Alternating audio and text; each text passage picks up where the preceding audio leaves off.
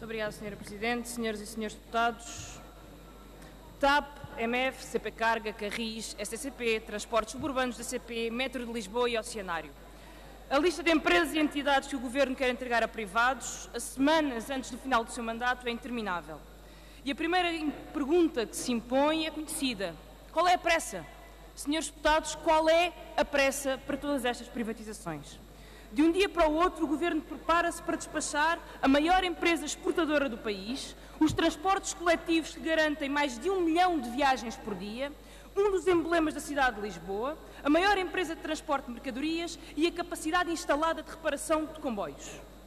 E por isso, a segunda pergunta, senhoras e senhores deputados, é para quê? A maioria das empresas tem tido lucros nos últimos anos, como é o caso da TAP, ou tem resultados operacionais positivos, como é o caso das empresas de transportes. Em ambos os casos, o problema destas empresas é a dívida acumulada por anos de desinvestimento e essa dívida continuará a ser paga pelo Estado, ou seja, pelos contribuintes. Diz o Governo que a privatização melhora a competitividade e presta um melhor serviço. Mas todos nós vimos o que aconteceu com os preços cobrados pela Galp ou pela EDP. Aumentaram e aumentaram muito. A privatização garante a robustez e capacidade de inovação das empresas, dizem-nos. Mas ainda nos lembramos de uma PT à escala global quando tinha o Estado no seu capital e vemos a miniatura a que chegou hoje nas mãos sabe-se lá de quem. Temos de vender aos privados porque estas empresas dão prejuízo.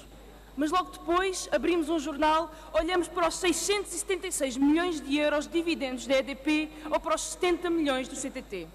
Ou seja, feitas as contas, com a venda de uma parte da companhia elétrica e dos Correios, perdemos só neste ano e só com estas duas empresas 210 milhões de euros no orçamento do Estado.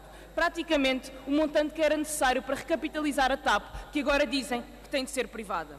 A este propósito, aliás, gostaria de partilhar convosco a capa de um jornal e vou ler TAP à beira da falência técnica. Parece um jornal de hoje, mas a notícia acima tem uma notícia do Mundial de Futebol de 2002. Esta capa do Diário de Notícias de 2002 mostra bem como a chantagem é velha e como há anos que usam a falência da TAP para justificar a sua privatização. Apesar disso, a TAP tem sobrevivido e nunca levou 1 cêntimo dos contribuintes para a sua recapitalização. É que as privatizações, senhores deputados, não são apenas um negócio ruinoso para os cofres públicos. Não são apenas prejudiciais à qualidade dos serviços. Não significam só faturas mais altas para os cidadãos quando vão encher o depósito do seu carro ou quando vão pagar a compra de eletricidade. Não significam apenas menos qualidade, mais preços. Elas condicionam, de facto, a capacidade de decisão nacional em setores vitais para a economia e, portanto, implicam e mexem com a nossa soberania. Já todos vimos onde nos levou o discurso, usado durante décadas por PSD e PS, sobre a importância da manutenção das empresas estratégicas em mãos nacionais. Hoje, não há uma empresa portuguesa que tenha uma participação qualificada nos Correios, nos aeroportos ou na PT Portugal. Também na EDP ou na REN ou mesmo na banca privada, todas estas empresas são controladas por fundos estrangeiros pertencentes a países terceiros. Senhores deputados, já pensaram o que é que significa para a soberania de um país ter o controlo da produção, distribuição e fornecimento de energia nas mãos de outro Estado? É que não é apenas uma empresa. Nós temos a nossa energia nas mãos de um outro Estado. O que é que isto implica para a soberania de um país, para as decisões de futuro da economia e da sociedade portuguesa? Senhoras e senhores deputados, a semanas de sair de cena, PSD e CDS, que tanta gala fizeram contra as PPP, fazem-nas agora entrar pela porta dos fundos.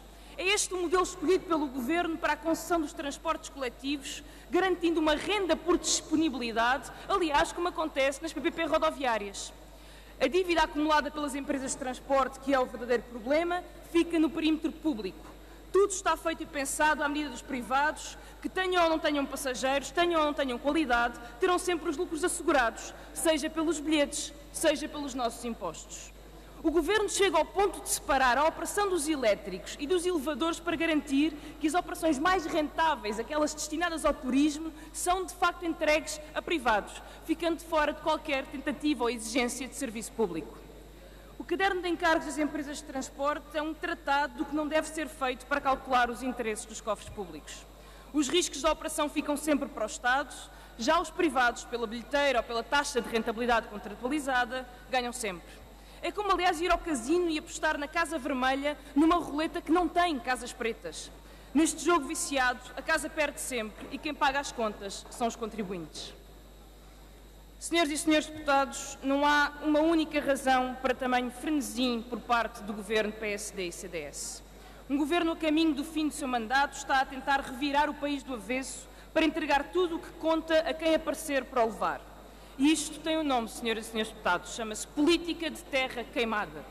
O país fica mais pequeno, fica mais pobre, fica com menos capacidade de decisão e por isso fica menos democrático. Acima de tudo, Portugal, diz o mais recente cartaz do PSD espalhado por tudo o que é cidade neste país. Senhores deputados, seria mais justo, ou pelo menos mais honesto, mudarem o vosso slogan para vendemos tudo, mesmo Portugal. Muito obrigada.